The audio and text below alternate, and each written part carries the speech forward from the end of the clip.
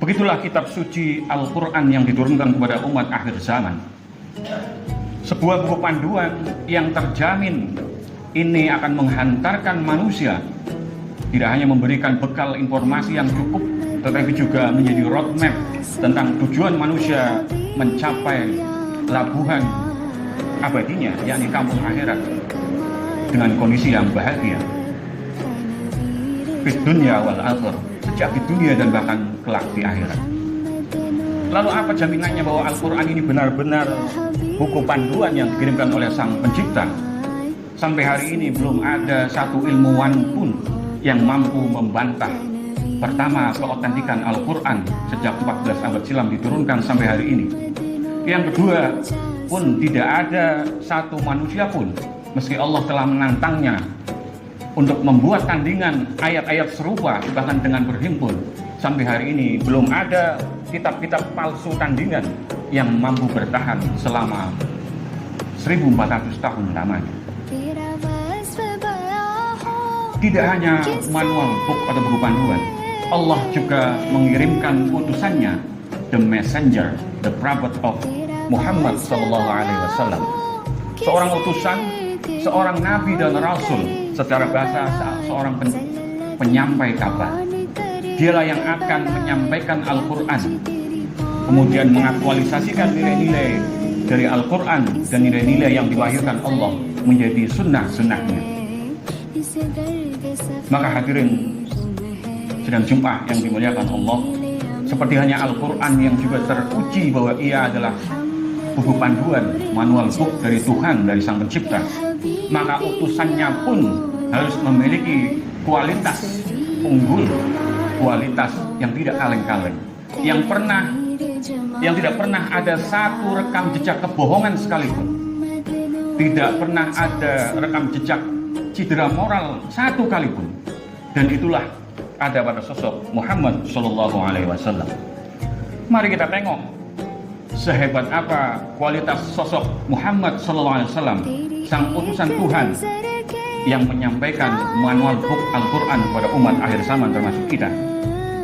Manusia yang dijuluki sebagai wahuwa khuluqun azim, adabnya, akhlaknya sedemikian agung untuk ukuran manusia akhir zaman. Seperti apa pribadinya? Inilah yang semestinya kita korek kembali di momentum bulan Rabiul Awal ini, jika kita benar-benar mencintai Rasulullah Muhammad SAW. Hadirin yang dirahmati Allah, yang pertama, Muhammad SAW, siapapun pengikutnya maupun para pembencinya tak menampik tentang keagungan Rasulullah Muhammad SAW. Muhammad adalah sosok besar, sosok agung, tetapi hebatnya, kebesarannya tidak diperoleh karena ia mengecilkan atau merendahkan orang-orang kecil. Justru Muhammad SAW dikenal mahir membesarkan hati orang-orang kecil, orang-orang yang terpinggirkan dari arus utama kuasa. Mari kita tengok kisah tentang Bilal bin Rabah, seorang budak hitam legam. Bahkan di Indonesia mungkin kita sulit, mohon maaf, menemukan kehitaman yang sepadan, meski itu di NTT, meski itu di Papua. Seorang budak hitam legam, budak hamba sahaya, derajatnya amat rendah, bahkan sang tuannya bisa menyuruhnya untuk membunuh dirinya. Tetapi apa yang terjadi ketika ia telah bertauhid? Rasulullah menempatkan Bilal setara dengan manusia pada umumnya. Bahkan yang mengembirakan, dari kelas budak yang amat direndahkan di zaman pra-Islam, ia dikabarkan dengan sebuah kabar gembira yang tak lazim diperoleh orang-orang kecil. Wahai Bilal, aku mendengar terompah sendalmu di surga, kata Rasulullah. Bilal yang dulu pernah hidup dengan tak punya harapan, diberikan harapan tertinggi sebagai manusia, yakni kebahagiaan di alam abadi akhirat. Suatu waktu Bilal mendapatkan perlakuan yang kurang mengenakan, perlakuan rasis dari sahabat Nabi yang lainnya, yakni Abu Dzar, sosok sahabat yang pernah dijuluki sebagai Robin Hood-nya Arab. Dia memeluk Islam, mengimani Allah dan Rasulullah Muhammad SAW, tetapi sifat-sifat kejahiliannya ternyata masih melekat, sisa-sisanya masih melekat kepada diri Abu Dzar. Suatu waktu Abu Dzar secara refleks memanggil Bilal dengan sebutan, "Wahai si hitam legam." Bilal sakit mendengarnya. Lalu dia pun mengadu kepada Rasulullah, "Ya Rasulullah, sesungguhnya Abu Dzar telah memanggilku dengan panggilan yang amat menyakitkanku. Ia memanggilku dengan si hitam legam." Rasulullah memerah wajahnya untuk menunjukkan betapa marahnya dia. Maka ketika Rasul pergi ke masjid, dia menyapa seluruh sahabatnya. Ketika ia melintas di depan Abu Dzar, wajahnya ia balikkan dan tak menyapa Abu Dzar. Sebagai sahabat, Abu Dzar tahu betul bahwa itu adalah kengerian yang sangat ditakutkan oleh para sahabat, yakni saat Rasulullah memalingkan muka darinya. Akhirnya Abu Dzar selesai sholat mendatangi Rasulullah, "Wahai Rasul, apa yang membuatmu marah sehingga engkau tidak menyapaku?" Apa jawaban Nabi? Dalam sebuah hadis riwayat Ahmad disebutkan, "Wahai Abu Dzar, kamu telah menghina Bilal dan asal-usulnya." Kalau dalam bahasa kita hari ini, kamu telah rasis, membesar-besarkan warna kulit, asal-usul, asal suku. Ketahuilah Abu Dzar, sebelumnya kamu jahiliyah, dan hingga kini masih ada sisa-sisa kejahiliahan pada diri kamu. Mendengar itu, luruklah langsung Abu Dzar, tubuhnya gemetar, ia limbung. Lalu ia berlari mendatangi Bilal. Ia nyaris bersujud, menempelkan pipinya di tanah tepat di sebelah kaki Bilal yang hitam legam. Lalu berkata, "Wahai Bilal, aku memohon maaf kepadamu. Pukullah aku jika engkau belum berito." Tetapi Bilal berjiwa besar karena ia telah dibesarkan oleh Rasulullah, sehingga ia memaafkan. Begitulah baginda Nabi, sosok besar yang didapat tidak dengan mengecilkan orang lain, tapi justru membesarkan hati orang-orang kecil. Yang kedua, Nabi Muhammad SAW juga dikenal mahir menyenangkan, membahagiakan hati orang-orang dan terutama istri. Tahukah jamaah bahwa seringkali Rasulullah Muhammad SAW pulang dari masjid dalam kondisi perut yang lapar. Ia bertanya kepada Aisyah, "Ya Humairah, adakah makanan di meja makan yang bisa aku makan?" Kata Aisyah, "Maafkan aku wahai Rasul, maafkan aku wahai suamiku. Tidak ada satu bahan makanan pun yang bisa aku masak untuk menghidangkannya kepadamu." Apa jawaban Rasul sebagai sosok suami? "Kalau begitu biarkan aku berpuasa." Bayangkan jika yang pulang dalam kondisi lapar yang sangat itu adalah kita. Mungkin kita langsung masuk kamar dengan membanting pintu karena marah. Rasulullah tidak. Dia memilih berpuasa hanya untuk menjaga perasaan hati istrinya. Maka jelaslah bahwa sebagai utusan, sebagai penyampai pesan, kualitas kepribadian Rasulullah telah teruji.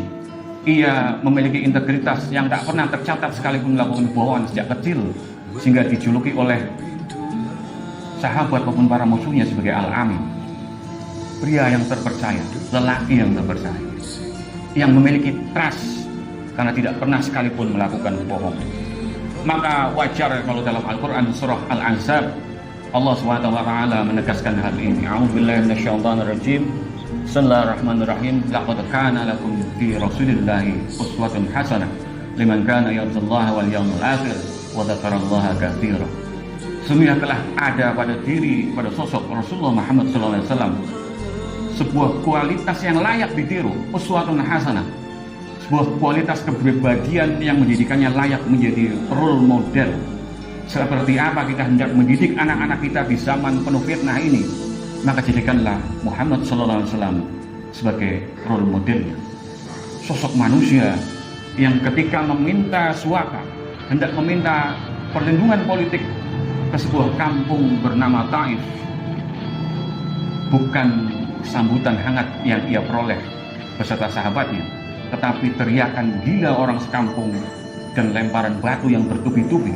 Rasulullah dan salah seorang sahabatnya dihujani batu yang bertubi-tubi, sampai dalam riwayat dikatakan pelipis dan kakinya sampai terluka, darah segar keluar dari tubuh mulianya, sehingga Rasulullah berlari mencari perlindungan sampai terpincang-pincang.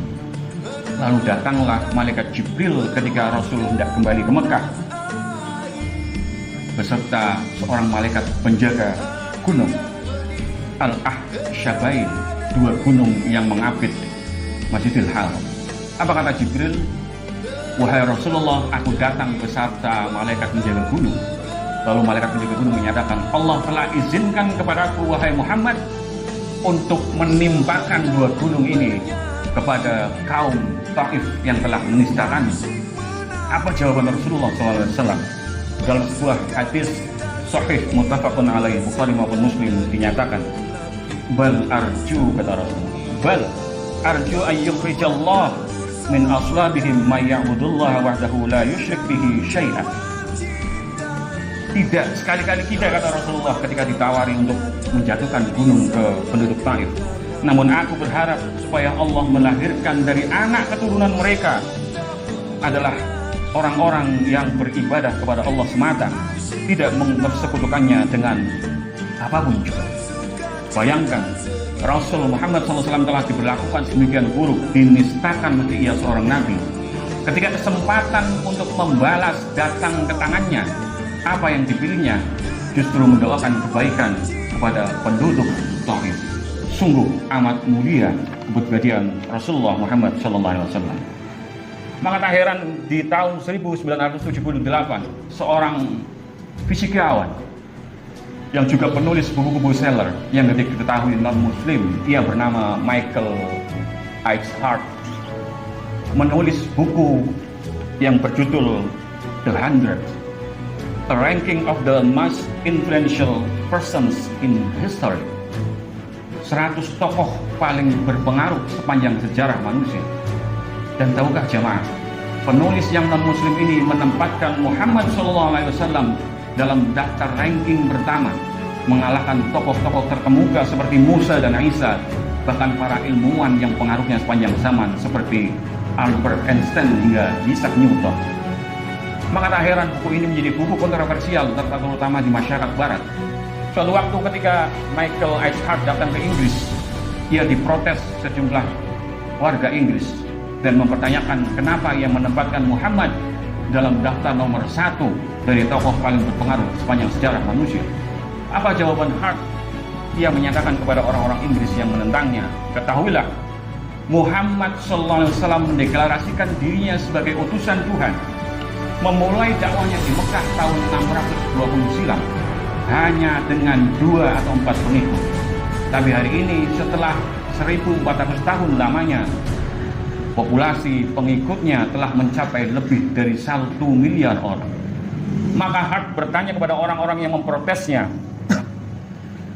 adakah kebohongan yang mampu bertahan selama itu? Yang kedua, adakah sebuah kebohongan yang mampu mempengaruhi miliaran orang, lebih dari 1 miliar? Hari ini tercatat 1,5 miliar lebih populasi muslim di dunia. Kata Hart, tidak mungkin sebuah kebohongan bertahan lebih dari 1000 tahun. Dan tidak mungkin sebuah kebohongan, jika Muhammad itu bohong, mampu membohongi lebih dari 1 miliar manusia. Maka terdiamlah orang-orang Inggris non-muslim yang memprotesnya. Muhammad SAW diakui reputasi integritasnya, tak pernah bohong sekalipun. Maka bagaimana mungkin seorang yang terpercaya seperti Muhammad bisa mengarang dan berbohong tentang kisah Al-Quran? Tidak mungkin, kecuali itu dari Tuhannya. Hadirin sidang Jumat yang dimuliakan Allah, maka ialah Muhammad sosok terbaik di jagat raya. Wa huwa khairul khalqi, yang kelahirannya disambut sukacita, penuh asyik masyuk oleh semesta. Maka hadirin, mari sejenak di momentum Rabiul Awal ini kita tarik nafas sejenak, kosongkan pikiran dan hati kita, lalu berucap, Allahumma sholli ala nabiyina Muhammad. Terimalah kami sebagai umatmu.